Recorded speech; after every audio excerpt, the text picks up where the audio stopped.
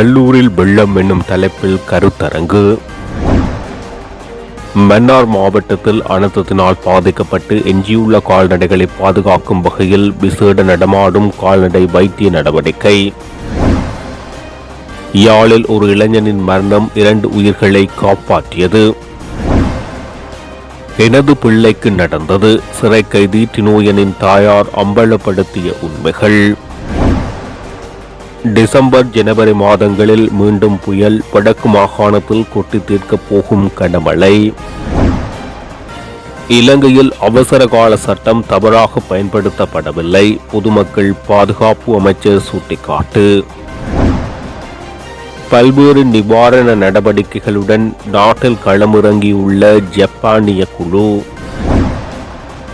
யாழில் 25,000 ரூபாய் கொடுப்பனவுக்கு 18 வீடுகள் சிபாரிசு. புலிகளின் காலத்தில் இந்திய மீனவர்களின் அத்துமீறல் இருக்கவில்லை. இந்திய இழுவை படகுகளின் அத்துமீறலுக்கு முற்றுப்புள்ளி வைக்கப்பட வேண்டும். ரவிகரன். நல்லூரில் வெள்ளம் எனும் தலைப்பிலான கருத்தரங்கு யாழ் நூலக கேட்போர் கூட மண்டபத்தில் இம்மாதம் 20ஆம் தேதி இடம்பெறவுள்ளது. இது தொடர்பான ஊடக சந்திப்பு யாழ்ப்பாண பல்கலைக்கழகத்தில் இடம்பெற்றது. வைத்திய கலாநிதி P.R. தினேஷ் தலைவர், யாழ்ப்பாண விஞ்ஞான சங்கம், பேராசிரியர் கந்தையா கிருஷ்ணேசன் பதிப்பாசிரியர், யாழ்ப்பாண விஞ்ஞான சங்கம் விரிவுரையாளர் மைதில் ரவீசரன் தலைவர், சமூக விஞ்ஞான பிரிவு ஆகியோர் ஊடக சந்திப்பை மேற்கொண்டனர். யாழ்ப்பாண விஞ்ஞான சங்கம் முன்னெடுத்திருக்கின்ற இந்த நிகழ்வானது பேரிடரை எதிர்கொள்ளல் நல்லூரில் வெள்ளம் என்ற குவிமையப்படுத்தப்பட்ட நிகழ்வானது ஆரம்பத்தில் ஒரு நாடக அழைக்கையுடன் தொடங்க இருக்கின்றது.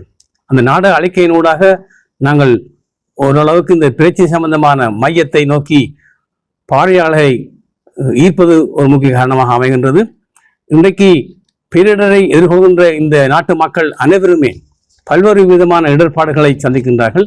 இந்த இடர்பாடுகளை எதிர்கொள்ள வேண்டும் என்பதற்காகத்தான் அரச நிறுவனங்களும் அரசு சார்பற்ற நிறுவனங்களும் மக்களுக்காக பாடுபட்டு கொண்டிருக்கின்றன. இதற்கான திட்ட வரைவுகள் முன்கூட்டிய திட்டமிட்டு செயற்படுதல் என்பன தேவைப்படுகின்றது. அதில் விடுபட்ட விடயங்கள் என்ன? அதிகாரிகளுடைய அசம்பந்த போக்கு காரணமாக விடுபட்டதா, அல்லது மக்களுடைய அக்கறையினம் அல்லது சுயநல மனப்பான்மையோடு குப்பைகளை நடுரோட்டில் போட்டு அது கால்வாய்களில் தடையாக தண்ணீர் ஓட்டத்துக்கு தடையாக இருந்து வெள்ளம் நகரை சுற்றி நிற்கின்றது. இதனால் மக்களுடைய நாளாந்த வாழ்க்கை பாதிக்கப்படுகின்றது. இந்த விடயங்களெல்லாம் நாங்கள் மையம் கொண்டு நல்லூர் என்பது ஒரு குவி மையம்தான். ஆனால் நடலாவிய ரீதியில் நாங்கள் எதிர்கொள்கின்ற மக்கள் எதிர்கொள்கின்ற இந்த பேரிடரை எவ்வாறு எதிர்கொள்ள வேண்டும் என்று அந்தந்த மாவட்டங்களிலே அந்தந்த இடங்களில் இருக்கக்கூடியவர்கள் கவனத்தில் கொள்ள வேண்டும் என்பது எங்களுடைய பெருமாவாக இருக்கின்றது. முக்கியமாக இந்த குளங்களை நோக்கிய தண்ணீர் பயணத்தை தடுக்காமல் மதுள்களை கட்டுதல், கட்டிடங்களை கட்டுதல், கால்வாய்களுக்குள் இந்த குப்பைகளை போடுதல் என்பன விடயங்களிலே மக்களுக்கு ஒரு தெளிவு இருக்க வேண்டும், சமூக அக்கறை இருக்க வேண்டும், நாட்டுப்பற்றி இருக்க வேண்டும் என்பதை இந்த கருத்தமர்வு எதிர்பார்க்கின்றது. நன்றி. மன்னார் மாவட்டத்தில் ஏற்பட்ட புயல் மற்றும் வெள்ளம் காரணமாக மாவட்டத்தில் கால்நடை வளர்ப்பில் ஈடுபடும் பண்ணையாளர்களின் பாரிய இழப்பை சந்தித்துள்ள நிலையில் பாதிக்கப்பட்ட கால்நடைகளுக்கான இலவச சிகிச்சை அளிக்கும் நடமாடும் சேவை நேற்றைய தினம் வெள்ளிக்கிழமை மாவட்ட ரீதியில் மன்னார் கால்நடை உற்பத்தி சுகாதார திணைக்கள பிரதிபலிப்பாளர் கனிகுட் பேபிதுரை வின்சென்ட் தலைமையில் முன்னெடுக்கப்பட்டது. மன்னார் மாவட்டத்தில் ஏற்பட்ட புயல் மற்றும் வெள்ளம் காரணமாக மாவட்டத்தில் உள்ள 5 பிரதேச செயலாளர் பிரிவுகளிலும் கால்நடை வளர்ப்பில் ஈடுபடும் பண்ணையாளர்கள் பாரிய இழப்பை சந்தித்துள்ளனர். மாவட்டத்தில் மன்னார், நானாட்டன், முசலி, மாந்தை மேற்கு, மடு ஆகிய 5 பிரதேச செயலாளர் பிரிவுகளில் ஆயிரக்கணக்கான கால்நடைகள் உயிரிழந்தது. குறிப்பாக ஆடு, மாடு, கோழி, பன்றி, எருமை, மாடு போன்ற இழப்புகளை பண்ணையாளர்கள் சந்தித்தனர். குறித்த பண்ணையாளர்களின் எஞ்சிய உயிரினங்களை பாதுகாக்கும் வகையில் பண்ணையாளர்களுக்கு நிவாரணம் வழங்கும் வகையிலும் நேற்றைய தினம் வெள்ளிக்கிழமை மாவட்டம் முழுவதும் கால்நடை வைத்தியர்கள் 6 பேர் உள்ளடங்கலாக மிருக வைத்திய குழு ஒன்றை அமைத்து 6 குழுக்களாக ஒவ்வொரு இடங்களில் இலவசமாக கால்நடை வைத்திய நடவடிக்கைகளில் ஈடுபட்டு வந்தனர். மத்திய அமைச்சு, கால்நடை உற்பத்தி சுகாதார திணைக்களம், இலங்கை கால்நடை அரச வைத்திய சங்கம், இலங்கை கால்நடை வைத்திய சங்கம் ஆகியோர் அனுசரணை வழங்கினர். பாதிக்கப்பட்ட பண்ணையாளர்களை தொடர்ந்து தமது தொழிலை முன்னோக்கி செல்வதற்கு கால்நடை உற்பத்தி சுகாதார திணைக்களம் தொடர்ந்து நடவடிக்கைகளை மேற்கொண்டு வருகின்றமை குறிப்பிடத்தக்கது. வவுனியாவில் விபத்தில் சிக்கிய இளைஞர் 2 உயிரை காப்பாற்றி தனது மண்ணுலக வாழ்வை முடித்துக் கொண்டமை பலர் மத்தியில் துயரை ஏற்படுத்தியுள்ளது. குறித்த இளைஞனின் பூத உடலுக்கு யாழ்ப்பாண புதனா வைத்தியசாலை சத்திர சிகிச்சை கூடத்தில் வைத்தியர் குலாம் தமது இறுதி அஞ்சலியை செலுத்தியது. வவுனியாவைச் சேர்ந்த ரவிராஜ் ராஜ்கிரண் என்ற இளைஞன் விபத்தில் சிக்கிய நிலையில் கடந்த 8ஆம் தேதி மேலதிக சிகிச்சைக்காக யாழ் புதனா வைத்தியசாலையில் அனுமதிக்கப்பட்டு சிகிச்சை பெற்று வந்த நிலையில் அவரது மூளையின் செயற்பாடுகள் படிப்படியாக குறைவடைந்து மூளை சாவையடைந்தார்.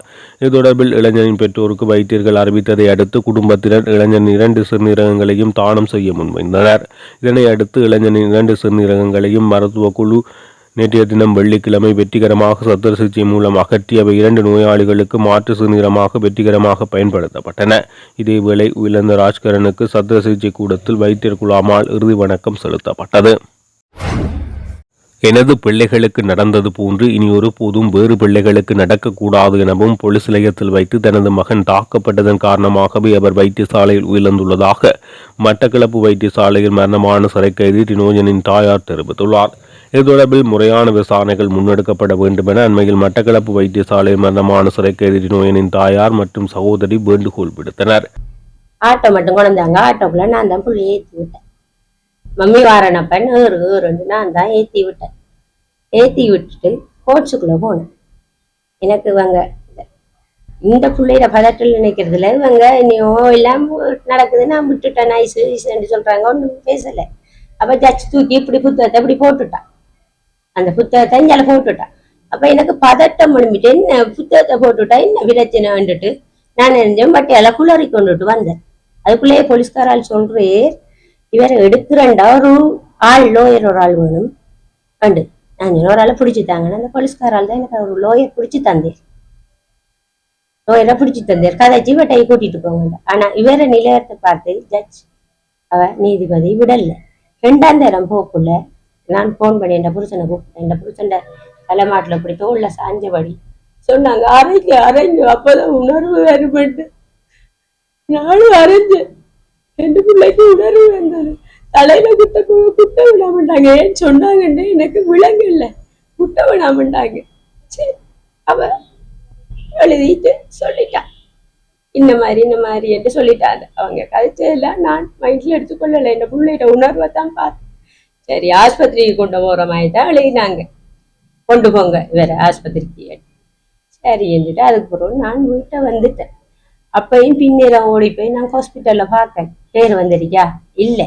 அப்ப அந்த பிரச்சனைக்குள்ள பாப்பமெண்டு வெட்டியால ஒரு ஆள்கிட்ட கேட்டேன், வந்திருக்காண்ட. ஓமாமா வந்திருக்கி.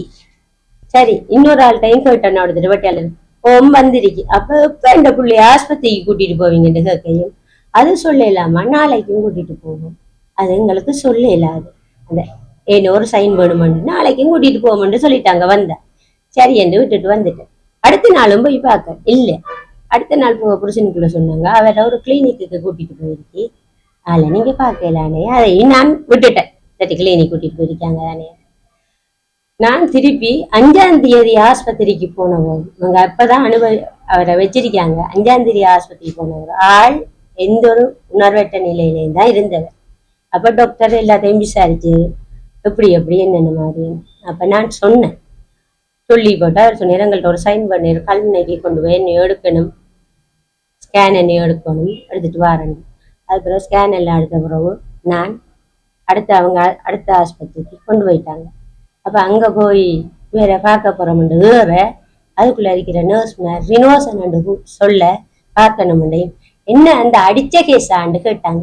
எனக்கு அப்பயும் மைண்ட்ல யோசிக்கல, இவங்க அடிச்ச கேஸாண்டு சொல்றாங்க விட்டுட்டு திருப்பி வாரேன். டாக்டர் இறங்கி வந்து ஜேமோக்கிட்ட எல்லாம் போய் காய்ச்சி அவ சொன்னா எங்களுக்கு ரிப்போர்ட் இல்லை, அங்கதான் நீங்க பார்க்கணும். திருப்பி வாரேன். அந்த டாக்டரை கண்டன காணேன். டாக்டர் உண்மையை சொல்லுங்க, நான் தாய், என்ன நடந்தேன்னு சொல்லுங்க என்ற பிள்ளைக்கு சொல்ல. யார் சொன்னேன்? அம்மா மூளை வீங்கிருக்கி ரத்தம் வீடிங் வந்து அதனாலதான் இவர் இப்படி இருக்கேன். நான் சொன்னேன், அப்ப சுய அறிவு இவருக்கு வருமா? நான் கேட்ட கேள்வி, சுய அறிவு வருமா? அது எனக்கு சொல்லலாம். இவ்வளவுதான் அவர் சொன்னேன்.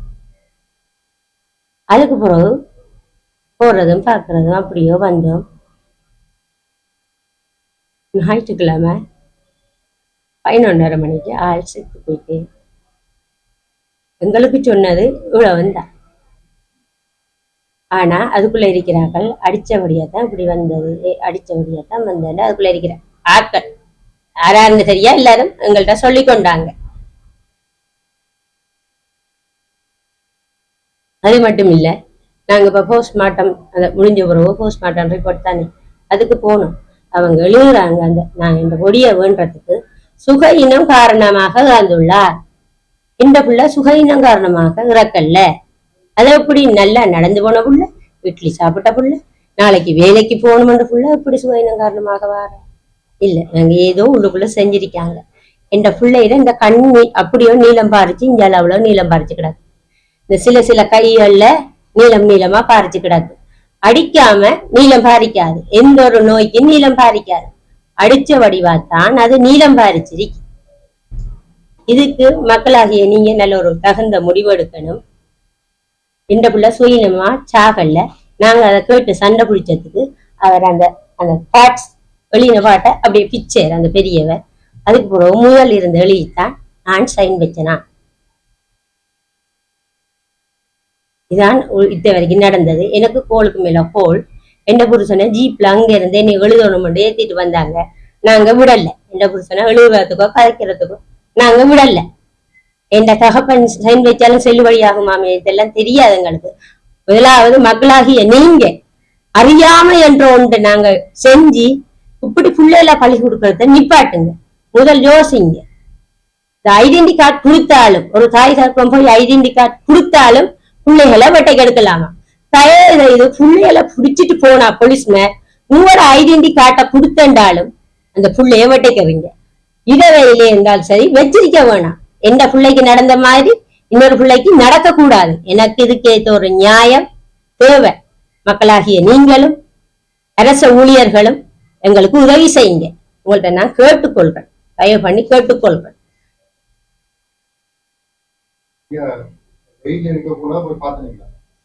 போன நான் அவங்க சொன்னாங்க கிளினிக் கொண்டு போயிருக்காங்கன்னு சொன்னாங்க. எந்த நிலைமையும் யோசனையை பார்த்தா அவன் உணர்வற்ற நிலைமையில ஒரு பிரச்சனை பார்க்க விடாது தானே சார். ஒலிம்பி நடந்து வரவனை தான் அவங்களும் பார்க்க விடுவாங்க. எந்த யோசனை தானே, ஒலிம்பியா நடந்து வந்தா தானே என்னை பார்க்க விடுவாங்க.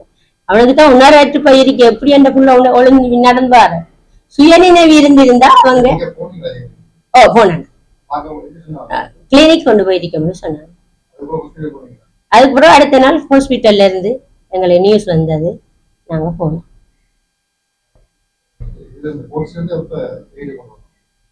கோட்ஸ்ல இருந்து அண்டு பின்னேரமே கொண்டு போயிட்டாங்க. அடுத்த நாள் அந்த போயாடையாண்டு தான் பார்த்தேன். நான் போய் கேட்டேன். வாங்க சொன்னாங்க கிளினிக் கொண்டு போயிருக்கோம்னு சொன்னாங்க. அவ்வளவுதான். அது என்னன்னு எனக்கு தெரியாது. கிளினிக் கொண்டு போவாங்க பின்னேரம் வாங்கன்னு சொன்னவங்க. ஆனா பின்னேரத்துல பிரச்சனை பார்க்க வரான்னு தெரியாது. நான் போகல. வடக்கு கிழக்கு பருவப்பேச்சு காற்று வலுவடைந்துள்ள நிலையில் டிசம்பர் மற்றும் ஜனவரி மாதங்களில் குறைந்த காற்றழுத்த தாழ்வு மண்டலங்கள், அலைவடிவ குழப்பங்கள், தாளமுக்கங்கள் அல்லது புயல்கள் உருவாகும் அபாயம் இருப்பதாக வளிமண்டலவியல் திணைக்களம் அறிவித்துள்ளது. இதனை அனர்த்த முகாமைத்துவ மத்திய நிலையத்தின் பணிப்பாளர் நாயகம் நேற்று அறிவித்தார். கடந்த 30 ஆண்டுகளில் வடகிழக்கு பருவப்பேச்சு செயற்பட்ட விதம் குறித்த தரவுகளை ஆய்வு செய்து சமர்ப்பிக்கப்பட்ட அறிக்கையினூடாக இந்த தகவல்கள் வெளியாகியுள்ளதாக அவர் குறிப்பிட்டுள்ளார். இதன்படி வடமாகாணத்தில் சாதாரண மழைவீழ்ச்சியை விட அதிக மழைவீழ்ச்சி எதிர்பார்க்கலாம் எனவும், வடமத்திய, கிழக்கு, மத்திய மற்றும் ஊவா மாகாணங்களில் சாதாரண மழைவீழ்ச்சி அண்மித்த மழை பெய்யக்கூடும் என தெரிவிக்கப்பட்டுள்ளது. மேல் மற்றும் தென் மாகாணங்களில் சாதாரண மழைவீழ்ச்சியை விட குறைவான மழைவீழ்ச்சியை நிலவும் என அந்த தரவுகளின் அடிப்படையில் கணிக்கப்பட்டுள்ளது. எவ்வாறாயினும் டிசம்பர் மற்றும் ஜனவரி மாதங்களில் குறைந்த காற்றழுத்த தாழ்வு மண்டலங்கள் அல்லது புயல்கள் உருவாகும் பட்சத்தில் இந்த வானிலை முன்னறிவிப்புகளில் மாற்றங்கள் ஏற்படக்கூடும் என பணிப்பாளர் நாயகம் சுட்டிக்காட்டினார். இலங்கையில் பேரிடரை அடுத்து நடைமுறைக்கு வந்த அவசரகால சட்டம் தவறான நோக்கில் பயன்படுத்தப்படவில்லை என பொதுமக்கள் பாதுகாப்பு அமைச்சர் ஆனந்த விஜயபால தெரிவித்துள்ளார். ஊடகங்களிடம் கருத்து தெரிவிக்கும் போது அவர் இதனை தெரிவித்தார். அவர் மேலும் தெரிவிக்கையில், பேரிடர் நிலைமை எதிர்கொள்ளவே அது நடைமுறைப்படுத்தப்பட்டுள்ளது. மாறாக அரசியல் நோக்கங்களுக்காக சட்டம் பயன்படுத்தப்படவில்லை. எனினும் அவசர கால சட்டம் ஒடுக்குமுறை ஆயுதமாக பயன்படுத்தப்படுகின்றது என எதிரணி குற்றம் சாட்டி வருகிறது. ஜனாதிபதி அன்றகுமார திசாநாயக்க பாராளுமன்றத்தில் அண்மையில் ஆற்றிய உரையின் போது இந்த குற்றச்சாட்டை நிராகரித்தார். அதேவேளை அவசர கால சட்டத்தின் கீழ் தங்கள் அடிப்படை உரிமைகள் மீறப்படுவதாக விரைனும் கருதினால் அது தொடர்பில் முறைப்பாடு செய்யலாம் என இலங்கை மனித உரிமை ஆணைக்குழு அறிவித்துள்ளது. கால விதிமுறைகள் அரசியலமைப்பின் கீழ் உத்தரவாதம் அளிக்கப்பட்ட அடிப்படை உரிமைகளை மீற முடியாது என்று இலங்கை மனித உரிமை ஆணைக்குழுவின் ஆணையாளர் நிமால் புஞ்சிகேவா சுட்டிக்காட்டினார்.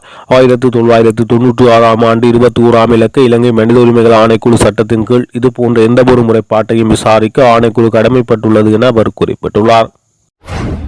சமீபத்திய வெள்ளப்பெருக்கால் பாதிக்கப்பட்ட சமூகங்களுக்கு அவசர மருத்துவ சேவையை வழங்குவதற்காக ஜப்பானின் பேரிடர் நிவாரண குழு சிலாபம் போலீஸ் மைதானத்தில் முழு வசதியுடன் கூடிய நடமாடும் கள மருத்துவமனையை நிறுவியுள்ளது. டிசம்பர் 4ஆம் தேதி முதல் இயங்கி வரும் இந்த மருத்துவமனை டிசம்பர் 15ஆம் தேதி வரை தினமும் காலை 9 மணி முதல் மாலை 7 மணி வரை சிலாபம் மற்றும் அதை சுற்றியுள்ள பகுதிகளில் குடியிருப்பாளர்களுக்கு சேவை செய்கிறது. வெள்ளத்தால் பகுதியளவு பாதிக்கப்பட்ட சிலாபம் மாவட்ட பொது மருத்துவமனைக்கு துணையாக இது தினமும் 100க்கும் மேற்பட்ட நோயாளிகள் சிகிச்சை அளித்து இடம்பெயர்ந்த மக்களுக்கு அத்தியாவசிய சுகாதார சேவையை தொடர்ந்து கிடைப்பதை உறுதி செய்துள்ளது. சுகாதார மற்றும் வெகுஜன ஊடகத்துறை அமைச்சர் நலிந்த ஜெயதிச நேற்று மருத்துவமனையை நேரில் சென்று ஆய்வு செய்தார். அவசர காலத்தின் போது ஜப்பான் அரசாங்கமும் ஜப்பானின் பேரிடர் நிவாரண குழுவும் விரைந்து செயற்பட்டமைக்காக அவர் இலங்கையை நன்றியை தெரிவித்தார். மேலும் இந்த குழுவின் வருகை உள்ளூர் மீட்பு முயற்சிகளுக்கு மிகவும் அவசியமானது என குறிப்பிட்டார். இந்த ஆய்வின் போது இலங்கைக்கான ஜப்பான் தூதுவர் அகியோ இசமோட்டோ மற்றும் உலக சுகாதார நிறுவனத்தின் பிரதிநிதி கலாநிதி ராஜேஷ் சம்பாராஜிராவ் பண்டவ் உட்பட பல அதிகாரிகள் உடனிருந்தனர். பகுடிவதை புரிந்த குற்றச்சாட்டில் கைதான யாழ்ப்பாண பல்கலைக்கழக முகாமித்துவ கற்கைகள் மற்றும் வணிக பீட மாணவர்கள் 19 பேரும் பிணையில் விடுவிக்கப்பட்டனர். பல்கலைக்கழகத்துக்குள் வெளியே உள்ள வீடொன்றுக்கு கனிஷ்ட மாணவர்களை அழைத்து சென்று தாக்குதல் நடத்தி பகுடிவதையில் ஈடுபட்டனர் என்ற குற்றச்சாட்டில் 19 பெரும்பான்மையினர் சிரேஷ்ட மாணவர்கள் கைது செய்யப்பட்டனர். கடந்த மாதம் 29ஆம் தேதி கோப்பாய் போலீசாரால் குறித்த மாணவர்கள் கைது செய்யப்பட்டு நீதிமன்ற உத்தரவுப்படி நேற்று வரை விளக்கமறியலில் வைக்கப்பட்டனர். விளக்கமறியல் காலம் முடிவடைந்த பின்னர் நேற்று மீண்டும் யாழ்ப்பாணம் மேலதிக நீதவான் நீதிமன்றத்தில் சந்தேக நபர்கள் முன்னிலைப்படுத்தப்பட்டனர். விசாரணைகளை முன்னெடுத்த மேலதிக நீதவான் உசைன் சந்தேக நபர்கள் 19 பேரையும் தலா 1 லட்சம் ரூபாய் ஆழ்பிணையில் விடுவித்தார். மேலும் எதிர்வரும் ஜனவரி மாதம் 24ஆம் தேதிக்கு வழக்கை தவணையிட்டு மேலதிக நீதவான் உத்தரவு பிறப்பித்தமை குறிப்பிடத்தக்கது. இலங்கை மனித உரிமைகள் ஆணைக்குழுவின் தலையீட்டை அடுத்து வெள்ள அனர்த்தத்தினால் பாதிக்கப்பட்ட வீட்டை சுத்தப்படுத்துவதற்கு 25,000 ரூபாய் கொடுப்பனவுக்கு 18 வீடுகள் சிபாரிசு செய்யப்பட்டுள்ளது. நவாலி கிழக்கு கிராம அலுவலர் பிரிவில் வெள்ள நீர் வீட்டுக்குள் உட்புகுந்த வீட்டுக்கு அரசினால் வழங்கப்படும் 25,000 ரூபாய் நிவாரணம் வழங்கப்படாமை தொடர்பாக மனித உரிமை ஆணைக்குழுவின் யாழ்ப்பாண பிராந்திய அலுவலகத்துக்கு முறைப்பாடு செய்யப்பட்டது. இது தொடர்பில் சண்டிலிப்பாய் பிரதேச செயலாளரிடம் இலங்கை மனித உரிமை ஆணைக்குழு விளக்கம் கூறியது. இதன்படி பிரதேச செயலகத்தால் மனித உரிமை ஆணைக்குழுவின் யாழ்ப்பாண பிராந்திய அலுவலகத்துக்கு அறிக்கை சமர்ப்பிக்கப்பட்டது.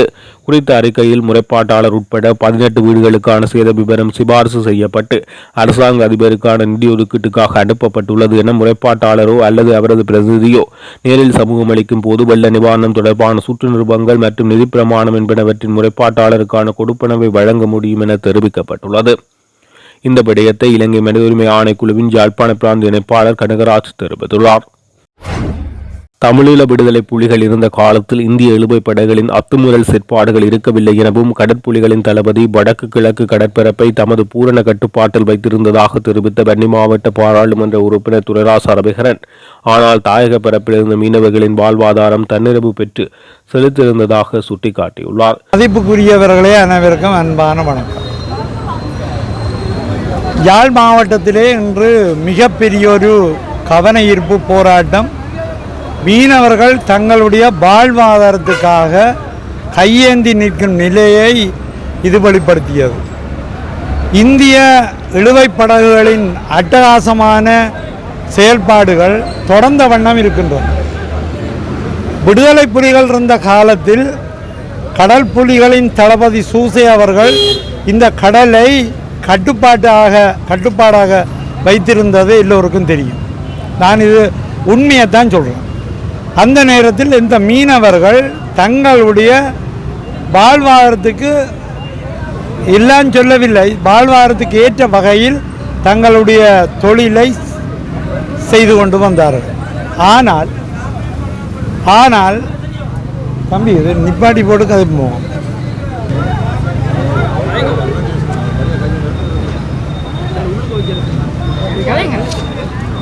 வாழ்வாதாரத்துக்காக அந்த நேரம் ஓரளவுக்கு சீரான நிலையைத்தான் செய்து ஒருவரும் நாயாற்றிலிருந்து மற்றது முல்லைத்தீவிலிருந்து 10 மணி ஒருவரும் எடுத்து இப்போது கடற்கரைக்கு வந்தாலும் இந்த ரோலர்களை பார்க்கலாம், இந்திய இழுவை படகுகளை பார்க்கலாம் என்று வேதனையோடு சொல்லுகின்றார். எங்களோட பிள்ளைகளை நாங்கள் பள்ளிக்கூடத்துக்கு விடுவதில்லையா? எங்களோட வாழ்வாதாரத்தை நாங்கள் செய்வதில்லையா? இப்போ என்ன ஒரு ஏமாற்ற வேலை ஒரு இந்திய அரசாங்கமானது இதை ஏன் கட்டுப்படுத்த முடியாது? ஒரு எல்லை தாண்டி அவர்கள் இங்கு வந்து தங்களுடைய அட்டகாசங்களை செய்து எங்களுடைய மீனவர்களின் வயிற்றில் அடிப்பதை ஏன் நிறுத்த முடியாது? இதைத்தான் எங்களுடைய மீனவர்கள் கேட்கின்றார்கள். இந்த வள்ளத்தையும் கொண்டு வந்து விலைகளையும் கொண்டு வந்து காட்சி பொருளாக்கி கொண்டு இப்படி இருக்கின்றார்கள்னா எதுக்கு? நாங்கள் போராட வெளிக்கிட்டால் அவர்களுடைய போராட்டம் வந்து சும்மா வீண் போக விட வேண்டாம். தயவு செய்து இதற்கு ஒத்துழைப்பு தாருங்கள். நீங்கள் மெத்தன போக்கிலே இதில் இந்திய அரசாங்கமும் இலங்கை அரசாங்கம் கூட இதை நினைத்தால் சரியான முறையில் அணுகி இதை தடுத்து நிறுத்தலாம். இந்த வகையில் உங்களுடைய செயல்பாடுகளில் அதிக அக்கறை காட்டி ஒரு நியாயமான போக்குக்கு எங்களுடைய மீனவர்களை வாழ விடுங்கள் என்றுதான் நாங்கள் கேட்கின்றோம். எங்களுடைய மீனவர்களை வடபகுதி மட்டுமல்ல கிழக்கு பகுதியிலேயும் இந்த திண்டாட்டங்கள் இருக்கின்றன. ஏன் எங்களை நோயடிக்கின்றீர்கள்? யுத்தத்தால் பாதிக்கப்பட்டு நொந்து போயிருக்கின்ற இந்த மக்களுக்கு இந்த வாழ்வாதார உதவிகளால் நொந்து போயிருக்கின்ற இந்த மக்கள் தாங்கள் உழைத்து சாப்பிடலாம் என்றால் நீங்கள் ஏன் அதுக்கு இப்படியான ஒரு போக்கில் இந்திய ரோலர்கள் இந்த கரையில் வந்து மீன்பிடிக்கும் மட்டும் ஆதரவை வழங்கி கொண்டிருக்கின்றனர். இதை சட்டப்படியாக நிறுத்துங்கள் என்றுதான் இந்த மீனவர்களுடைய கோரிக்கை. இதை நிறுத்தாவிட்டால் இந்த மீனவர்கள் தொடர்ந்து இப்படியான போராட்டங்களில் ஈடுபடுவார்கள். தயவு செய்து உங்களை மன்றாட்டமாக நாங்கள் கேட்டுக்கொள்கிறோம். மீனவ மக்கள் சார்பாக கேட்டுக்கொள்கிறோம். தயவு செய்து இந்த நிலைமைக்கு ஒரு முற்றுப்புள்ளி வைத்து இந்த இந்திய இழுவைப்படகளின் அட்டகாசங்களுக்கு ஒரு முற்றுப்புள்ளி வைத்து எங்களுடைய மக்களை வாழ விடுங்கள்.